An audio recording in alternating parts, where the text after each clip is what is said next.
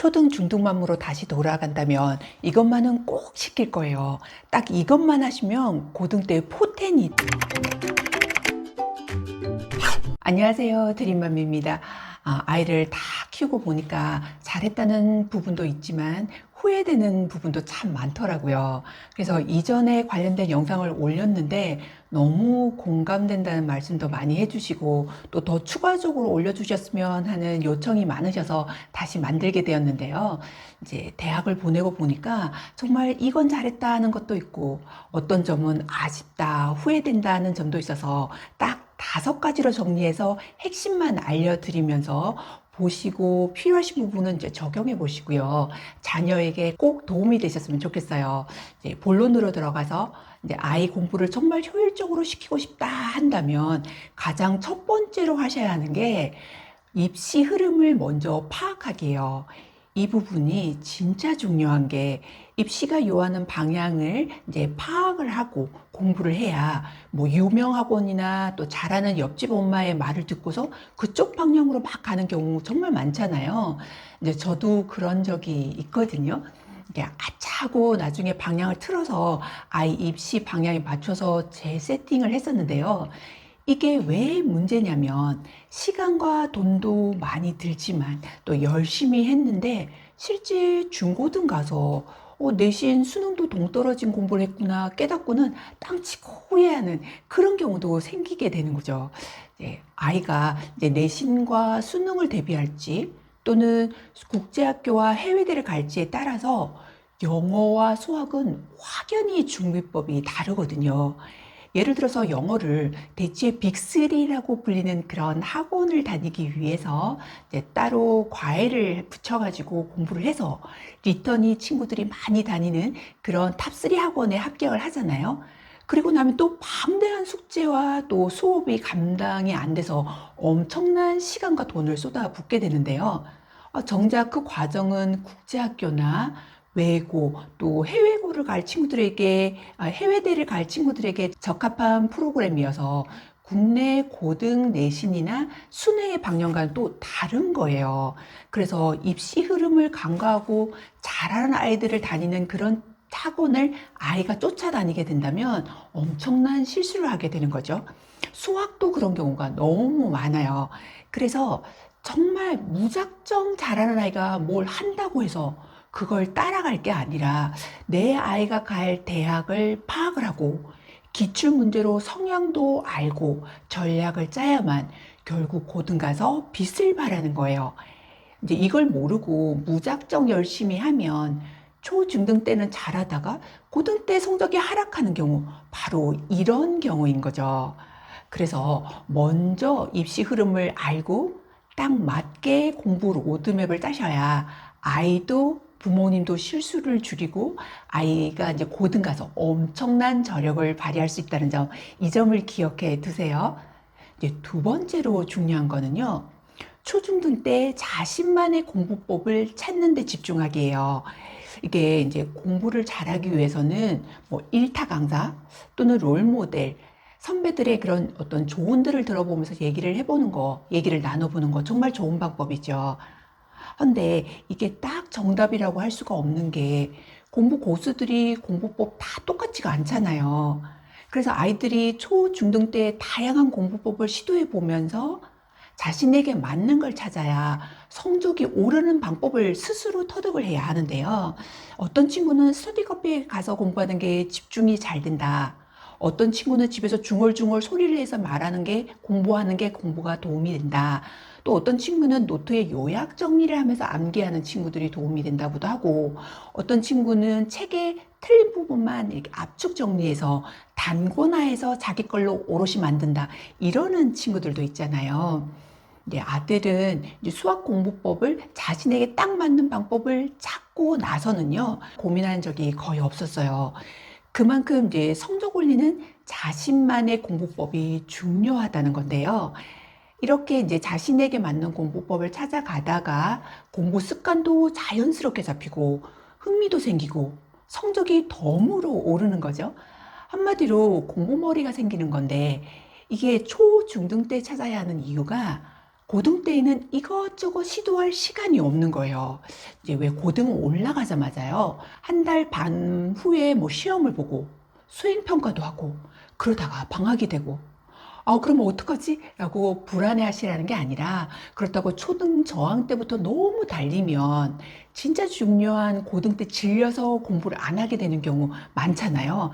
그러니까 어릴 때 제대로 놀 때는 놀고 공부할 때는 어떻게 하면 그 과목을 잘할 수 있을까 공부법을 생각하면서 시작을 하시면 어느 순간 아이에게 딱 맞는 공부법을 찾게 되면서 고등 때 포텐이 터진다는 거죠. 이제 세 번째는 예체능으로 체력과 스트레스를 꼭 관리하시길 바래요. 이제 아이가 어릴 때는 잘 못 느끼는데 이제 학년이 올라가면서 아이 학업 스트레스를 받고 또 체력 관리 때문에 제대로 대비 못한 걸 탕치고 후회하는 경우가 있는데요. 이때 이제 게임으로 스트레스를 풀기 시작하면 부모님들 입장에서 앞이 깜깜하죠. 사실 그게 또 스트레스가 제대로 풀리지도 않고 악순환의 악순환이 반복되잖아요. 이제 체력은 어떻고요? 또 고등 때는 엉덩이 힘으로 공부한다라고 할 만큼 체력이 공부 머리만큼 중요한데요. 그런데 갑자기 체력이 막 좋아질 수는 없잖아요. 그때부터 보약이며 영양제, 카페인 음료 난리 나죠. 이제 친구 아들이 정말 똑똑했어요. 이제 대치동에서도 잘하기로 소문난 친구였는데요. 이제 너무 열심히 공부하느라 건강 관리는 잘 못 챙긴 거예요. 이게 고등 가서 자주 아프고 자주 결석하고 결국 휴학하다가 나중에는 자퇴까지 하게 됐는데요. 이제 사실 뒤늦게 철들어서 공부하는 친구들 중에서 체력이 뒷받침되면 정말 미친 듯이 공부해서 성적을 올리는 케이스 많이 보셨죠? 그러니 이제 초중등 때 스트레스 관리와 체력을 위해서 아이가 좋아하는 악기나 운동을 해서 이제 스트레스도 관리하고 엄청난 학업량도 잘 견딜 수 있도록 준비를 해주시면 엄청 도움이 되실 거예요. 그리고 이제 네 번째는 주요 과목 위주로 준비하기인데요. 네, 많이 들어보셨죠? 이제 아이들이 어릴 때는 이것저것 해보면서 재능을 찾는 건 정말 도움이 돼요. 그러면서도 국영수 중에서 한두 과목 정도는 무리 없이 이제 준비할 수 있는 정도의 그런 양으로 해서 준비를 해 두시면 고등 가서 상위권이 되는 톡톡히 효자 역할을 하게 되는데요. 이제 아이가 국영수 위주로 이제 다 준비하는 게 무리라면 아이가 할 수 있는 것부터 하나나 두 과목 정도 제대로 쌓아가게 되면 고등 때 다른 과목을 할 상대적인 시간이 생기기 때문에 얼마나 도움이 되는지 몰라요. 이제 거기에서 독서를 틈틈이 하게 되면 어떤 과목이든지 흡수하고 이해하는 속도가 빨라지기 때문에 독서를 중등 때까지는 계속 읽혀 나갔으면 좋겠어요. 그런데 우리 아이 책 안 좋아하는데라고 걱정은 안 하셔도 되는 게요. 이제 많은 인터뷰를 해보면 이제 서울대 의대나 명문대를 간 친구들도 그렇게 책을 다량으로 읽은 친구들이 그렇게 많지는 않아요. 그냥 반반 정도?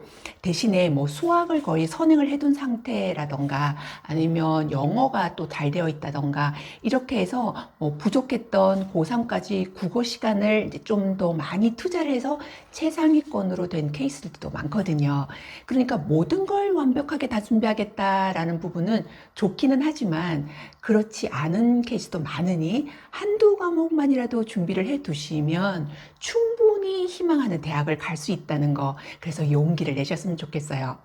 그리고는 이제 마지막으로 다섯 번째로는요, 좋은 친구 사귀는 거예요. 좋은 친구 사귀는 건 학원비도 안 들고 열심히 하는 아이로 키우는데 가장 좋은 방법이거든요.